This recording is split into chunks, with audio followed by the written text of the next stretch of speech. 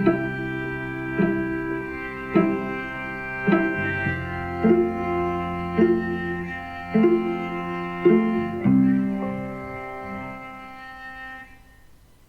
my beautiful friends, and welcome to the It's Giving Mystical podcast. This is me, Kirsten, and this is your week ahead podcast, your week ahead forecast for the week of November 15th. And when I looked at the calendar, I went, ooh, November 15th. But what I meant was, ooh, November 13th, meaning like Friday the 13th. So it's interesting to me that this energy of this day had this vibe of Friday the 13th, even though it's the 15th. So that's like a little bit of a weird blip in the matrix. And I think it has something to do with this Taurus full moon. A Taurus full moon should land in our bodies as rest, as generative energy, as luxurious, like sinking into steadiness. But that's not really the vibe of this full moon. And I think it has a lot to do with how it's aspecting Uranus and how it's aspecting Pluto. But that's a question for your local astrologer. It's more the energy of the unexpected and the more the energy of like excavating Taurian energy, excavating where that lives in your body, where that lives in your world, where you've become complacent or seduced by that energy. The King of Pentacles, as it came in last week, offered us this very interesting like dual message. The one message was, you're here. No matter how good or messy or complete your material world feels right now, there's a truth to the fact that the King of Pentacles is the part of you that persists, that is at home in the world. And I say to you that as an infinite being vibrating, incarnated into a body, that's enough. Like, because you're here, because you've chosen to come, because you've found your way through the portal or the gateway that brings you to Earth, that brings you to the human experience, that's all you need to know that you belong. And I know we could talk about that for a long time, but that's the real medicine of the King of Pentacles. The King of Pentacles is saying, like, I'm at home in the world and you are too. Like, you belong at home in the world too. And so there's an invitation there that's really beautiful. And in its most basic sense, it's this energy of, come see the trees, come feel your feet on the earth, come be in your body, breathe, feed yourself good food, move your body, like recognize the truly, truly miraculous thing that you are here. And we can come at this from lots of angles. The biology, trillions of options, and it was you. The ancestral line, what people had to survive to come to a point where you could be here. We joke in my family that quote around, you are your ancestors' wildest dreams come true. There's a truth to that.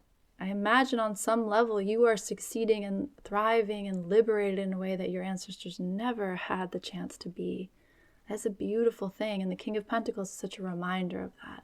The King of Pentacles is like, this is enough. It might be messy, it might be crazy, it might be scary, it might be frustrating, but it is also enough.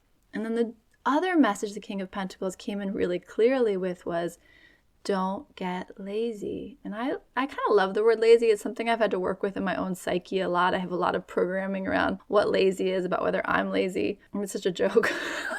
I've done so much work around it. It's still a very kind of triggering word for me. And there's something about not lazy per se, but complacent or like reduced or like inert. The King of Pentacles came in like, where has the energy of your resources stolen your vitality? And what I mean by that is, we live in a capitalist culture, especially us here in America, but we could probably make that argument for the global world right now. We live in this environment where your resources are the measure in many ways of your worth. And there's something about that is its own prison, its own drug, its own like illusion. And you could think of the like classic example of this as you have an idea. Like you have an idea for art or work or something that you're excited about, some movement you're excited about, and your brain immediately kicks in and says, well, how will you make money? Well, is there enough? Or are you taking too much? Or what's that going to mean for X, Y, and Z? Like there's this kind of economic capitalist overlay that drops in to, in many ways, smother the creativity, like smother the art. And Rick Rubin says this, Julia Cameron says this, like anyone who speaks about the artistic process will tell you, please, please, please recognize there's a time for evaluation. There's a time for the commerce of it all. And there's also a time to protect the art, to protect the impulse, to protect the movement, to protect the desire that wants to unfold into a creation, unfold into a movement, unfold into a a shift in your environment or your reality. So the King of Pentacles kind of came in to remind you, and I would say that this Taurus full moon is kind of highlighting these aspects of where are you getting tight with your resources or getting tight with your energy in reaction to what you think your resources are. There's something about, even with this election, like a lot of what this has churned up is your privilege, my privilege, our privilege, and the ways that we kind of maybe want the world to be different, but then are really complacent and comfortable with our privilege and what's that movement back and forth? Where do we come to a point where we're willing to put those things on the line, where we're willing to not sell other people down the river for our momentary comforts? King of Pentacles is bringing that up as well. This Taurus full moon is bringing that up as well. This Taurus full moon also it's bringing like unexpected reactions, movements again, like relationships, dialogues into your environment in a way that's really beautiful. Personally, I reconnected with 2 women that I haven't spoken to in so long. And I can't tell you what it felt like. These are women I absolutely love and spent like beautiful chapters of my life with. And just life happens and you get to a point where you're like, wait, it's been 10 years. And to feel that connection as such a living thing still was like just very healing for me and just exciting. I was like, oh my God, I love these people and they're out there and they're part of my world. And I feel so lucky and grateful for that. So maybe this Taurus full moon cycle has brought new people or people you know, but maybe in new ways into your life. And that's really beautiful and just a gift and something to kind of recognize and open your arms to. But net, this full moon has been wild. Like it's been a lot of energy, a lot of unexpected, a lot of wild energy. And sometimes that feels really liberating and sometimes that feels really exhausting. And in all ways, it feels very activating. So it's, again, this dual message of keep your feet on the ground, look to the trees, like feel the pulse of life in your heart and in your body, feel the way that you are connected and hopefully regulated by the pulse of the earth and not the pulse of the news cycle or the pulse of the commentary, like come back to the earth. And at the same time, please begin to look closely at your scarcity mindset, your sense of abundance, your sense of what's possible, and the way that the kind of economic frame can infiltrate your desire, your movements, where you want to go in the world. It's not to say that we can like abandon the exchange metrics of this culture. Maybe one day we can, maybe one day soon we can. But for now, there's a reality of it, right? And that's fair. But there is a sense of where are you comfortable enough that you could maybe begin to, the way I feel it is like uproot some of these things that aren't really serving the larger collective, because that's really what we're being called towards. We're being called to really step out of this individualized view of success, view of art, view of creativity, view of production, into a more collective mindset around, we really are not separate from each other. We really cannot feel free without the freedom of others. Like just fundamentally, like doesn't work with the laws of nature. So we come to the card I pulled for us this week, and I pulled for us the Sun. Oh, here. And the Sun is a really beautiful card. It's really interesting because I'm doing a creative project right now, and the image that came through to me was the Sun, and I judged it. I was like, that's a boring one. Like, I know the Sun. But obviously, I have work to do with the Sun, because the Sun card is the energy we're in this month.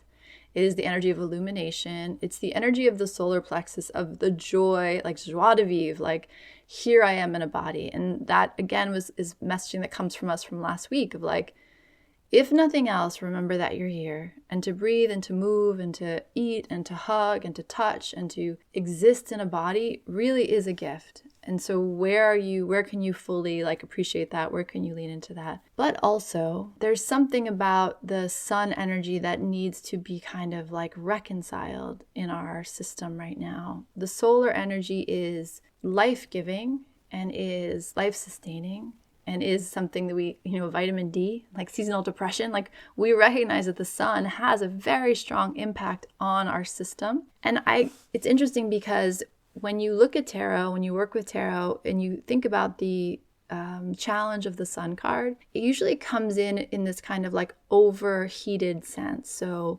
too much exposure, too much heat, too much like solar plexus energy, like just too much. It can burn, like it can burn you out. There can be this like shriveling up, this drying up where there's nothing left, like the sun just burns too bright and all of that life-giving, life-sustaining energy turns into destruction.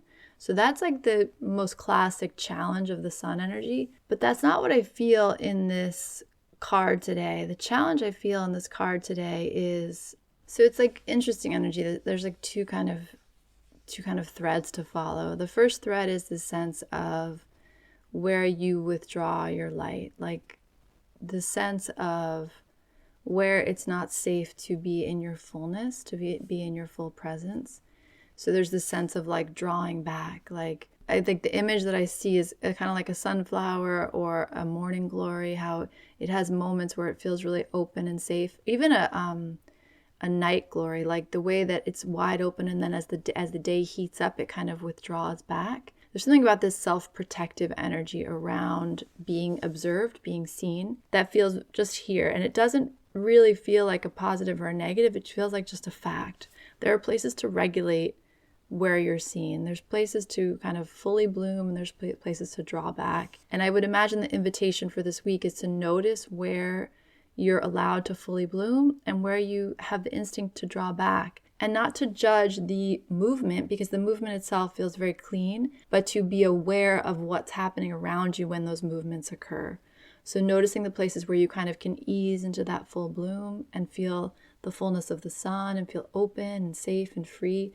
And notice the places that you draw back, and to take stock of that this week and to allow it to become part of your framework for judging the choices you make, judging where you move into the world, how you move into the world, how you share your light, and the places you allow yourself to absorb light. Like that feels like a pretty important thread. The other important thread feels like deceptive is there, but again, it doesn't feel particularly, it feels like a self-deception. So it's related to what I just said, in that there are places where you can shine and places where you can pull back. And there's an overlay of kind of like judgment or manipulation around that. And I can't quite tell if that's coming from internal or coming from the outside in, but there's just this sense of like, when I draw back and when I'm allowed to be fully vibrant and open, and then the way that I'm using that, or the way that someone else is using that in a way that doesn't feel particularly clean, it feels a little bit deceptive, feels a little bit manipulative. And there's just something to kind of, it's like, it really does feel like this curiosity around moving into spaces, moving into relationship, and just kind of noticing what happens in your nervous system, what happens in your, particularly, I would really pay attention to your solar plexus. So what's happening when this tightens, and what's happening when this relaxes? Who's around you? What's around you? What's on your mind? Like what's happening in your body? What spaces are you in? And again, not to really judge it. The sun card is not really a card of action. It's a card of existence, of observation, of being. And so there's something about this week that's kind of just saying, just pay attention to these movements into closure and these movements into openness and where they occur and who they occur with. And then noticing where that is, it's like, I can't quite get it, but like where that is used. So where that's either being kind of, like someone's manipulating you in that, or you're manipulating a situation in that. And I know that sounds confusing. I hope it's landing in a way that makes sense to you. The energy is clear though. It's like this open and closing, and then there's this overlay of like suspicious behavior around that. And I'm not sure exactly what that's going to look like for you. But again, for this week, we can suspend action in some ways around these feelings and just observe what's happening, and know that the choices, the movements, the decisions that come from that you'll like be informing your next decisions without having to kind of force your next movements. The sun really is a happy card, and there is this energy of kind of victory. There can be this energy of gloating over your victory, which we all see that kind of happening in the collective. But there is something like the rightness of what is illuminated in this time. So the rightness of what you see, the rightness of what the world sees, allowing maybe openness or spaciousness to, I guess that's the other kind of main chord in this. There's some way in which you are getting, and this is part of like the manipulation thing, sorry friends, but there's something about the way you are getting in the way of feeling good. Like you are not allowing yourself to feel good in a place that you have permission or possibility to feel good. So I guess that goes back to what I was just saying, like just observing really objectively, where are the places where you soften and open, where are the places that you close, what does that mean? And then having this overlay of, that's interesting, that's a place where some part of me softens, but then it kicks into gear that I'm not allowed to soften there. There's something like that. There's something about this energy of like what's happening naturally, and then what you are thinking or other people are thinking about what's happening, and shifting the response based on what you think it's supposed to be versus on what's actually happening. And I think you can kind of, maybe there's some way to bring that to your individual life and into the collective experience right now, where there does seem to be this like these narratives that feel in disconnect to what we're actually experiencing. And there's something about that that's being illuminated right now, which again is sun energy. I'm just noticing that there's one story being told, and I think I should react to it this way, but my body's having this reaction. And then I'm also judging it and trying to calibrate it because I think I'm supposed to be feeling one way about it. And you can just see how confusing that's going to get really quickly. And so the sun's like, let's make it simple. Let's like keep it simple this week. Let's just watch how we feel. Let's just notice when we feel good, why we're not allowed to feel good in that place. And just kind of like taking stock. The sun energy can be very overwhelming, but again, it can be really beautiful. The sun is me having a conversation with a friend I haven't talked to in a decade and just being like, I love her and she loves me, and we have that together, and no time, space, life can change that. We have both been through some hellish things in this past decade that we hadn't even like shared with each other. But one of the things I love about her is her humor, and for us to be able to share these kind of heartbreaking things with this sense of lightness and this sense of like, but you still see me, right? That's really here with the sun energy. Like, oh, it actually makes me want to cry. Like, you still see me, right? So something about this energy is like, and so again, like illumination.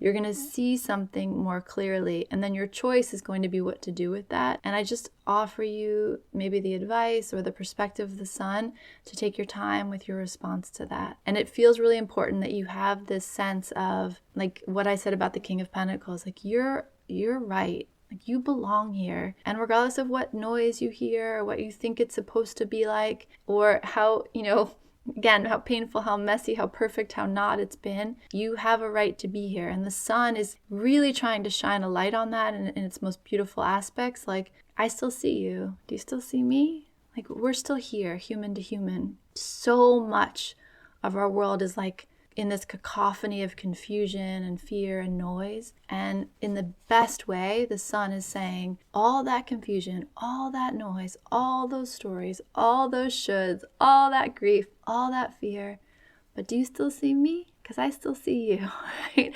There's something about like, can you really feel that the core of our day is made up of these micro interactions? And the more illumination and the more ease we can find in those, the more that heals the collective, like again, sending out into this pot, this mess, this beautiful mess we're making together as humans, to keep infusing it with the good things, like keep infusing it with the pure things. And that's not nothing, like that doesn't count for nothing. So the sun card, funny because the sun is such the card of clarity, and this message as it comes through my being right now is a little bit foggy, a little bit confused. And so I would just say to you, Taurus full moon, bringing to culmination whatever's been going on for you the last 6 months, maybe what's been going on for you the last 18 months, and just asking you to both appreciate the depth of beauty that it is to be incarnate in a body, and notice the places where you've become complacent or a little bit stuck, a little bit inert in the world, in your body, in the place of Taurus, which is our resources, our materiality, our money, our bodies. Like, where has that gotten a little stuck? And what do we need to do to kind of shake that up? And the beauty of Uranus is that it's like, you want to shake it up? I'll show you how to shake it up. And it doesn't require much on your part. It requires just kind of open eyes and paying attention, and sometimes saying yes when you're not really sure what's happening, but trusting your body's movement towards a place, towards a thing, towards a conversation, towards a change, a shift. And the sun coming up on top of all of this says there's something about this week that is core to this month, because we're in this sun month. And there's something about what is being illuminated and finding the joy, finding the light in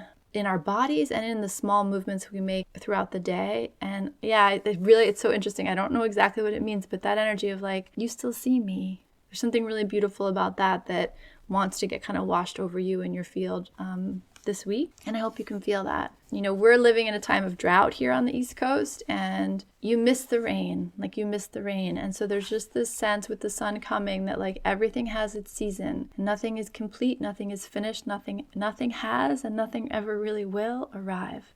Like we're just constantly recycling, constantly cycling through, constantly through movement. And the one consistent thing is my consciousness witnessing your consciousness, and our ability to sit with each other and say like, hey, you. And you're like, hey. And you're like, good to be alive with you in this moment. Good to be alive with you in this breath. And sometimes that sounds like a small thing, and it can have such huge ripples out into the world. So I hope this was helpful, our little sun card investigation. 19, we will be on the 19th. It'll be interesting to see how the 19th shows up for you. What will that be? Today's the 15th. Tuesday. See how Tuesday looks for you. There's something about that 19 energy that will be with all of us. And yeah, my only recommendation to you this week is just noticing that, like, what softens you, what tightens you, and then being curious about how you might recalibrate accordingly and kind of notice where your mind gets in the way of those natural movements. What would happen if you let a little more joy, a little more light, a little more love, a little more illumination into your space and into your conversations and into your relationships and into your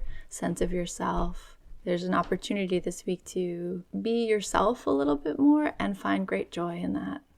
Counterintuitive to what we're living through right now. And yet, what do we really know after all, right? It's like it really is breath to breath, moment to moment, and we will face life as it comes. Aho and amen. All right, so much love with you and for you and God willing in the world. All right, talk to you soon. Bye.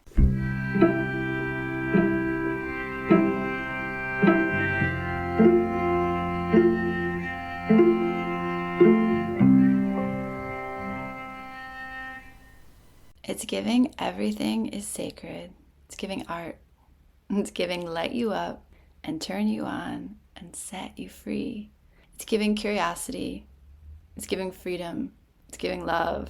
It's giving you are more magical and powerful than you can comprehend. It's giving, I don't know what's happening, but I am so here for it. It's giving you are pure potential. It's giving mystical.